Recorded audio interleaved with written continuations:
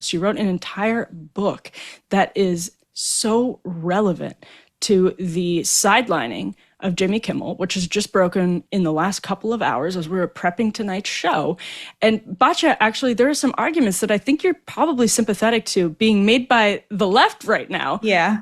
Being that this looks like the government bullying a media company into compliance on the heels of the TikTok deal, on the heels of Colbert, on the heels of the Skydance Paramount merger with Trump-friendly media moguls getting all of the deals that they want through. So I'm curious what you make of that, because I'm also sympathetic to the argument, but it's so obvious in this case that there's much, much, much more going on. Tell me what you think. I think you're exactly right. So, first of all, it's utterly facetious to call this comedy, okay? Like, let's just dispense with that mythology, right? These people are political pundits. They stopped being funny and they stopped doing comedy.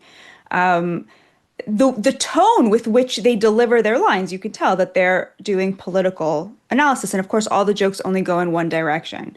But you're right. I feel it's a very complex issue. And I think the real question here, Emily, is what do you do when the financial incentives are for the media to get worse and worse, more and more niche, because the vast majority of mainstream media is geared towards Democrats at this point, not for political reasons, but because the Democrats are the rich. And they are the people that the advertisers are courting. And that's really what we've seen over the last 20 years is we all know that there was this political realignment to where the Democrats used to be the party of labor and the Republicans were the party of the country club and big business and corporations and the wealthy. And we've seen that go like this. And it was very apparent in the last election. Donald Trump won the majority of Americans making under $100,000 a year. And Kamala Harris won the majority making over $100,000 a year. Upwards of close to 70% of Americans at this point who make over $500,000 a year now are Democrats. 9 of the 10 richest counties in America controlled by Democrats. 75% of hedge fund donations go to Democrats. I can go on and on and on, right? I have the list. That's a good one. The hedge funds, I like that yeah, one. Actually, 95% of donations from the top 3 management consulting firms go to Democrats. 75% of Silicon Valley, down from 95%, but still 75%. Okay, so the Democrats are the party of the rich, which is why the mainstream media got so woke. People think it's because of politics, but it's actually more about economics. The media is built on advertising, and advertisers are not interested in the eyeballs of poor people. This is how you end up with a situation where these so-called late night comics are making only jokes at the expense of conservatives, is because they want wealthy viewers. And a shorthand for that now is to pick on conservatives and Republicans. Now, that is there's no free market way to change that. There is a little bit happening in independent media in a very big way. It's really disrupted the lock that the left had on the media for so long. We could talk about that as well. But I think the question becomes, if the market cannot regulate the kind of thing that Jimmy Kimmel did, right?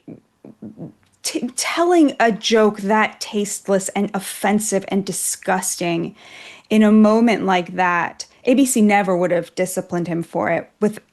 There was no amount of conservative backlash, in my view, that could have gotten them to do it had Nexstar not acted.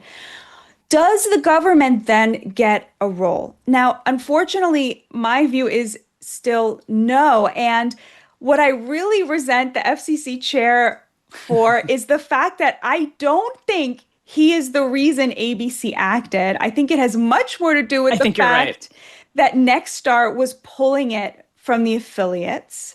But what the FCC chair did was he turned ABC into the victim. And I really resent that, because that is the left's move right now.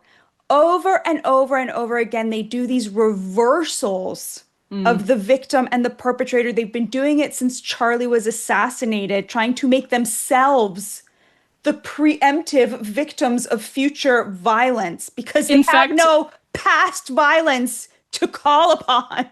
well, and remember, Batya, ABC News just in the last, what was it, 24 hours, had one of their reporters talking about how, quote, touching the messages between the suspected shooter and their roommate slash lover were as they came out in the charging documents. Doubled down on it twice, has since walked it back a bit, but that was ABC.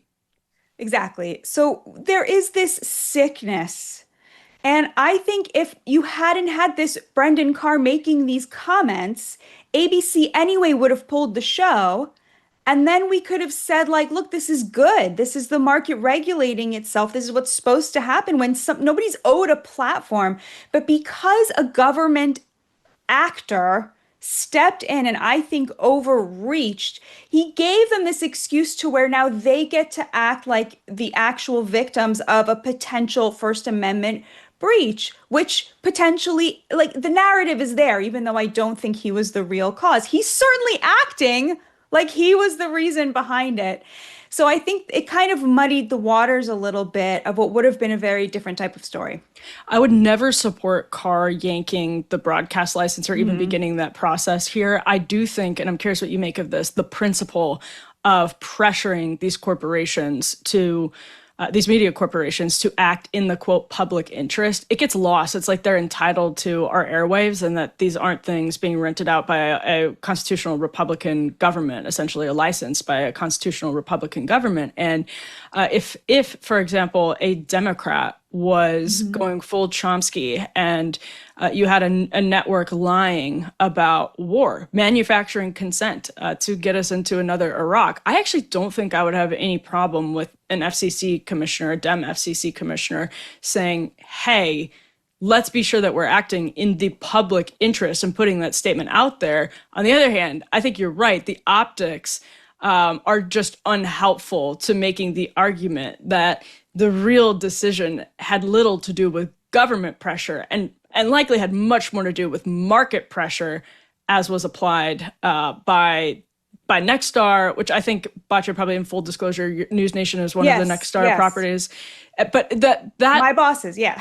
But that's I think what they did was right. But yes, yeah. Full disclosure, like I'm not exactly objective there. I would have a problem with them yanking the license over something like that. I just don't think that government today is a good steward of the public interest in a polarized moment like this. It just can't be. Nobody would trust it. I wouldn't trust a democratic government to be behaving in that way. I very much understand why people on the left don't trust Donald Trump to be a steward of the public interest, even though a lot of what I think he's doing is in the public interest. But by the way, you notice his tweet or his truth, the real tell that he's not being serious is because he did not write "thank you for your attention to this matter" at the end of it. And so we know that this is just him like mouthing off. He's riffing. Exactly. Yeah, but he's in bed and he's riffing. But yeah, I mean, people keep saying, like, do we want President Ocasio-Cortez to have the right to yank Megyn Kelly off of the airwaves or what have you? We don't, So why, even open that door? And by the way, But of course, Megyn's not on a broadcast network. It's true. It's true. But, who knows what, in 10 years or whatever. Yeah. It was interesting.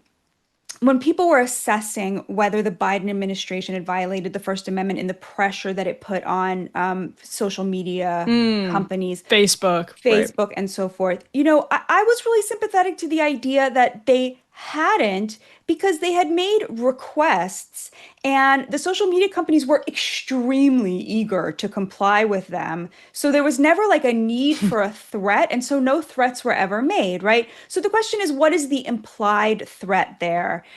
It's just, I think we all still think it's bad that the Biden administration did that, even if it's not like a constitutional violation in a literal sense. And the Supreme Court agreed with you. The Supreme Court did agree with me. And I feel similarly here that this is sort of beneath the political side that I believe has taken on the mantle of free speech in a really big way. And of course, this is separate from the question of free speech related to people getting fired for saying disgusting things about Charlie Kirk, which I have much less of a problem with, although that too is leaking into areas where I have seen cases that I'm sort of uncomfortable with.